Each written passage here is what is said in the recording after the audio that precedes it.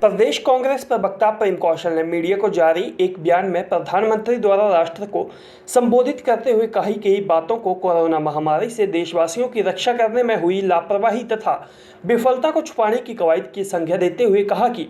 दूसरी वेव के दौरान हुई मौतों के लिए सरकार को देशवासियों से क्षमा याचना करनी चाहिए, क्योंकि यदि पहली कोरोना लहर के थमने के बाद दूसरी लहर को ध्यान में रखते हुए सरकार ने समय रहते तैयारी की होती तो हजारों जिंदगी को बचाया जा सकता था।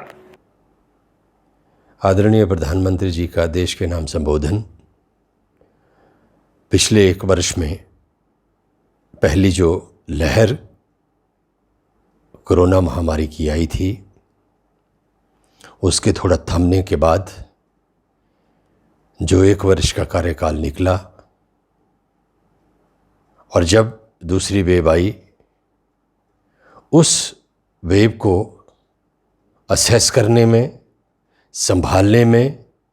और उससे देशवासियों की रक्षा करने में जो व्यवस्था में कमज़ोरियां रहीं, सरकार की विफलताएं रहीं, उन कमज़ोरियों और विफलताओं को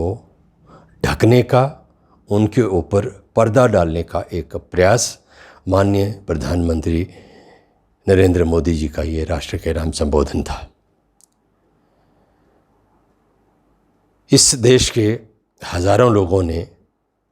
सरकार की कोताही और अव्यवस्थाओं के चलते अपने प्राण गंवाए, जान गंवाई।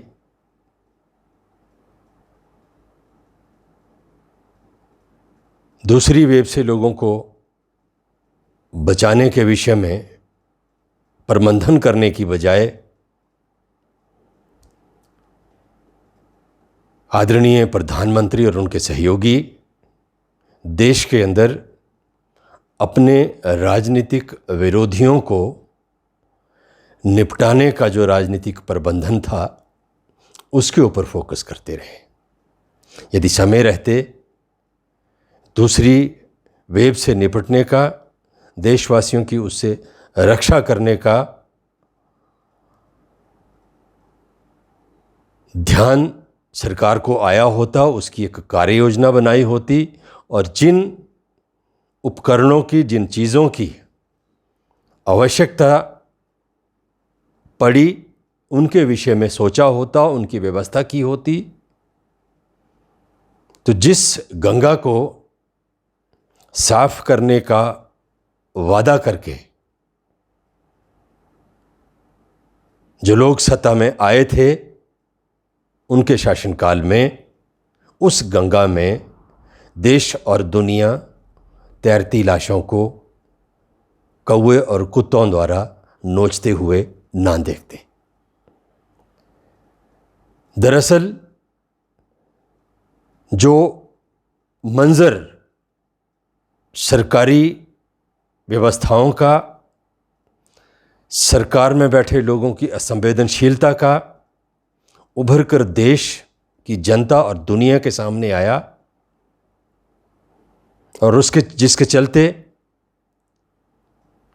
सरकार और प्रधानमंत्री की छवि को धक्का लगा, उससे उबरने के लिए, उससे बचने के लिए कल का संबोधन जो देशवासियों के लिए प्रधानमंत्री का था, उसमें जो बातें कही गई, जिस तरीके से उसका प्रस्तुतिकरण हुआ, जिस तरीके से कमज़ोरियों को कवर करने का उसमें प्रयास किया गया, वो निश्चित तौर पर अपनी छवि को और सरकार की छवि को बचाने का एक प्रयास था। कांग्रेस पार्टी और कांग्रेस पार्टी की लीडरशिप, चाहे राहुल गांधी हों, चाहे सोनिया गांधी हों, प्रारंभ से ही पूरे देशवासियों को मुफ्त में वैक्सीन लगाने की मांग कर रहे हैं और आदरणीय उच्चतम न्यायालय ने भी मुफ्त में वैक्सीन देशवासियों को लगाने के मुद्दे के ऊपर सरकार को कटघरे में खड़ा किया और वैक्सीनेशन पॉलिसी को लेकर जनता के अंदर जो रोष व्यापक था और है, उसी के चलते सरकार को दबाव में ये फैसले लेने पड़े हैं।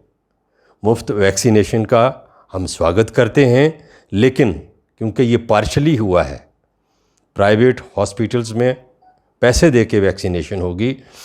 टोटल वैक्सीनेशन जो है, चाहे वो प्राइवेट हॉस्पिटल्स में हो, चाहे सरकारी संस्थानों में हो, देशवासियों को मुफ्त मिलनी चाहिए। कांग्रेस पार्टी इसकी हिमायती है, कांग्रेस पार्टी इसकी मांग करती है।